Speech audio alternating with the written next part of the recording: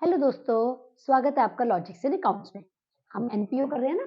आज हम एनपीओ में कुछ और कॉन्सेप्ट्स को करेंगे। ठीक है। हमने बताया था आपको कि एनपीओ क्या होता है, नॉट फॉर प्रॉफिट ऑर्गेनाइजेशंस। ऐसी ऑर्गेनाइजेशंस जो प्रॉफिट कमाने के लिए नहीं बने हैं। इनके फाइनेंशियल स्टेटमेंट्स में क्या क्या आता है भाई, हम ये अपने बहुत सारे वीडियोस में बता चुके हैं। इनके फाइनेंशियल स्टेटमेंट्स में आता है क्या क्या। Number 1, receipts and payment account, receipts and payment account। ठीक है। दूसरा, income and expenditure account, income and expenditure account. और तीसरा, बैलेंस शीट। ठीक है। Receipts and payment account cash book की समरी है, कैश बुक की समरी है। इसमें दो साइड्स होते हैं। उस पूरे अकाउंटिंग पीरियड में जितना पैसा आया उसको रिसीट्स में डेबिट कर देते हो, रिसीट्स उसमें डेबिट जितना पैसा आता गया, और क्रेडिट कर देते हो जो हमने खर्चे करे। ठीक है ना। इनकम एंड एक्सपेंडिचर अकाउंट ये like profit and loss account की तरह है। क्या मतलब है, मेरा मतलब है ये एक्रूवल कॉन्सेप्ट पर बेस्ड है। इसमें दो साइड्स होती हैं, डेबिट जिसमें आप लिखते हो ऑल एक्सपेंसेस एंड लॉसेस, और क्रेडिट में क्या लिखते हो, ऑल गेन्स एंड इनकम्स। ये हमने आपको पहले बताया है, हमने पुरानी वीडियोस में डाल बताया हुआ। अगर आपने नहीं देखा तो फटाफट से उसको देख लीजिएगा, आपको अच्छे से समझ में आ जाएगा। आज तो हम क्वेश्चन करेंगे कुछ इस पर बेस्ड। ठीक है ना। और बैलेंस शीट तो आपको पता ही है, दो साइड्स होती हैं, लायबिलिटीज और एसेट्स। ठीक है। हम आज ये डिस्कस एक क्वेश्चन के थ्रू डिस्कस करेंगे कि जो हमारी कुछ इस तरीके की चीजें होती है ना, जैसे स्टॉक ऑफ मेडिसिन हो गया, स्टेशनरी हो गया, ये सब चीजें हो गई। इनको हम इनकम एंड एक्सपेंडिचर अकाउंट में and receipts and payment account में एंड बैलेंस शीट में कैसे शो करते हैं। ठीक है।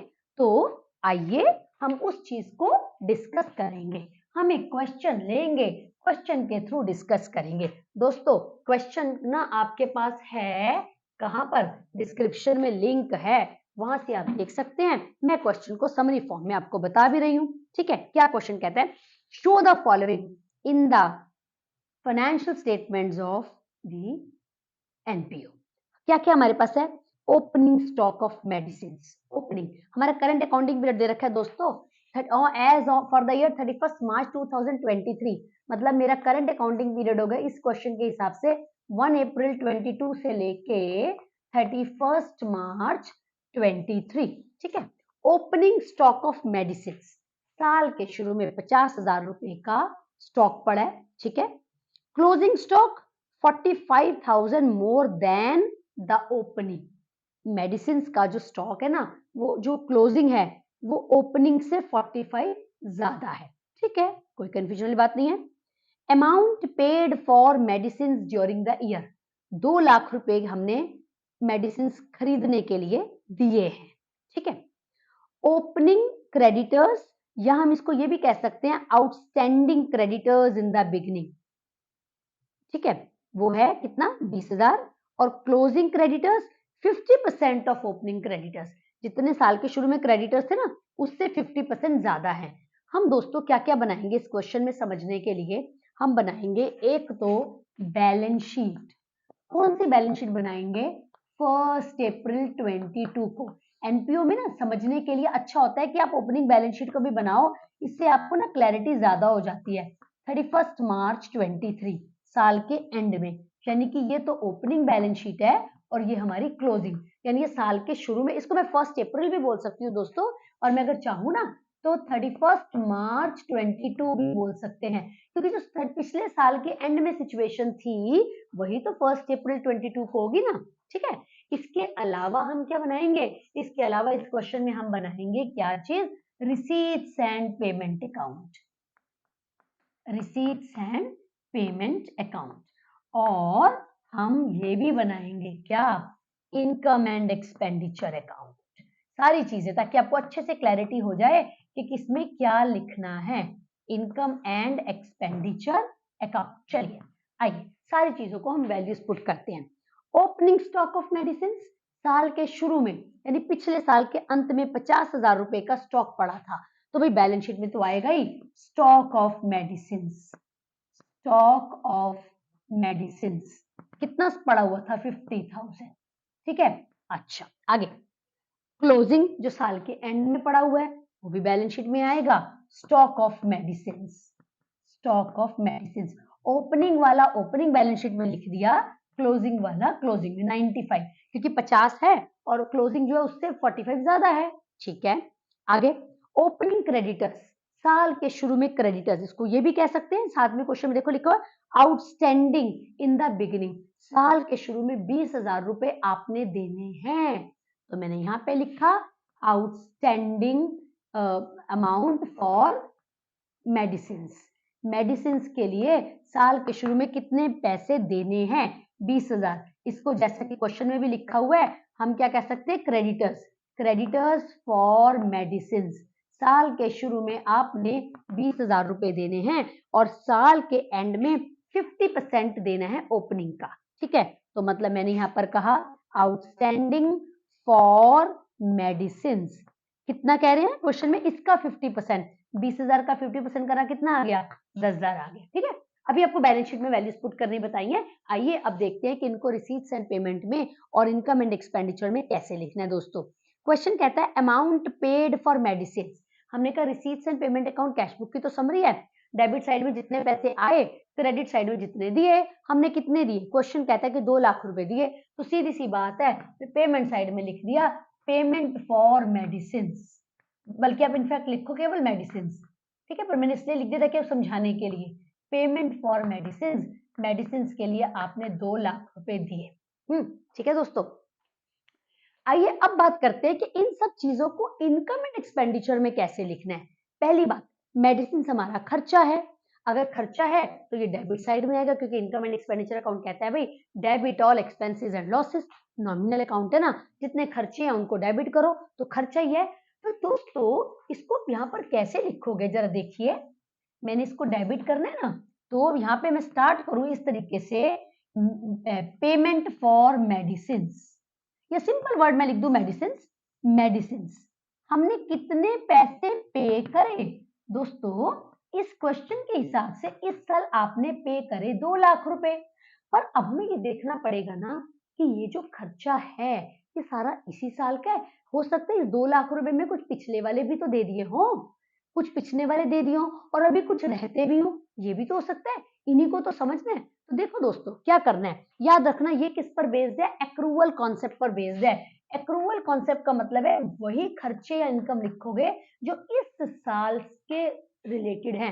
ये मेरा साल है 22-23, इस साल से रिलेटेड खर्चे। आइए सारे पॉइंट्स को दोबारा देखते हैं। ओपनिंग स्टॉक ऑफ मेडिसिन, ये वो स्टॉक है जिसको आपने पिछले साल खरीदा था, ओपनिंग मतलब पिछले साल के अंत में बच गया था, इसका मतलब पिछले साल खरीदा था, इसको पिछले साल खरीदा था लेकिन इसको यूज नहीं करा, कैसे पता भाई, तभी तो ओपनिंग है ना, साल के शुरू में पड़ा हुआ है, मतलब पिछले साल यूज नहीं हुआ, ये कब यूज होगा, ये इस साल यूज होगा, यानी ये इस साल का खर्चा है, तो ऐड कर दिया हमने ओपनिंग स्टॉक, किसका ओपनिंग स्टॉक, इसका मेडिसिन का, 20,000 रुपए का स्टॉक मैंने कर दिया ऐड, क्योंकि ये इस साल का खर्चा है।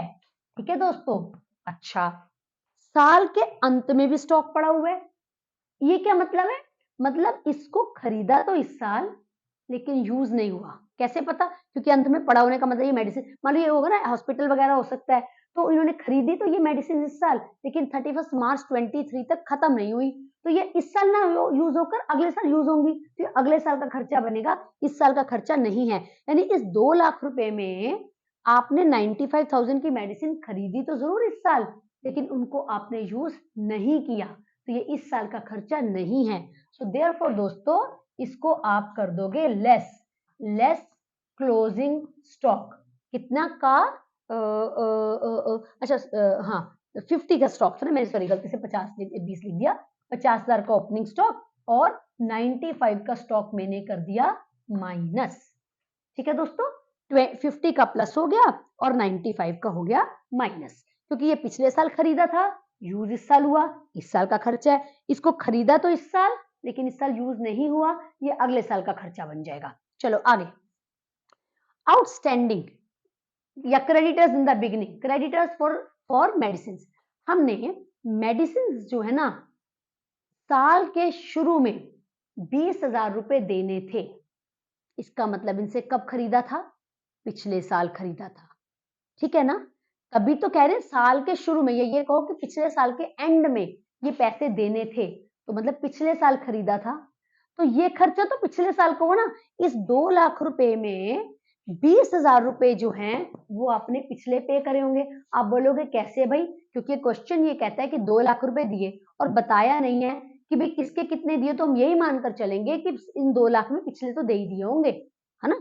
या तो बताते हैं क्वेश्चन में कि भाई ये सिर्फ इसी साल के हैं, पर ये तो नहीं लिखा। इसका मतलब ये है कि जो आपने 2 लाख रुपए दिए उसमें 20,000 रुपए पिछले दिए, जो पिछले रहते थे, तो ये खर्चा पिछले साल का था। मैंने इसको क्या कर देना है? Minus outstanding in the beginning या क्रेडिटर्स इन द बिगनिंग मान लो।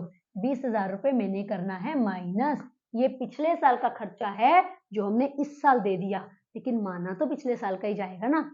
इसी तरीके से दोस्तों 10,000 रुपए जो हैं आपके इस साल के एंड में देने हैं। मतलब कब सामान खरीदा, कब मेडिसिन खरीदी? इसी साल खरीदी, है ना? ये इस साल का खर्चा है। Add outstanding at the end या क्रेडिटर्स एट द एंड भी कह सकते हो, 10,000 रुपए। इसको मैंने करा प्लस। ठीक है दोस्तों, तो क्या कंक्लूजन निकाला हमने? ओपनिंग स्टॉक प्लस करते हैं, क्लोजिंग स्टॉक माइनस करते हैं, outstanding in the beginning minus करते हैं and outstanding at the and plus करते हैं। रीजंस मैंने आपको बता दिया। बेसिक रीजन यही है कि हम वो वाला खर्चा या वो वाली इनकम लेते हैं जो इस साल से बिलोंग करती है। ठीक है, तो नेट अमाउंट मेरा कितना आ गया भाई? देखो मैंने प्लस करा 60,000, है ना, और माइनस करा 1,15,000। तो 60 प्लस का है और 1,15,000 माइनस का है, मतलब कुल मिलाकर क्या हुआ? 55,000 मैंने करना है माइनस। तो नेट अमाउंट जो मेरा आ जाएगा डेबिट साइड में वो आ जाएगा मेडिसिन का कितना? 1,45,000 का। ये वो पैसा है जो इस साल का खर्चा माना जाएगा। तो मैंने इस क्वेश्चन में आपको क्या बताया? मैंने क्वेश्चन बताया कि जो इस तरीके की चीजें होती है ना, जैसे क्रेडिटर्स फॉर, मतलब कि जैसे कि मेडिसिन हो गई, स्टेशनरी होगी, जो कंज्यूमेबल आइटम्स होती हैं, जो कंज्यूमेबल आइटम्स होती हैं उनको हम एनपीओ की फाइनेंशियल स्टेटमेंट्स में कैसे लिखते हैं, ये मैंने आपको बताया है।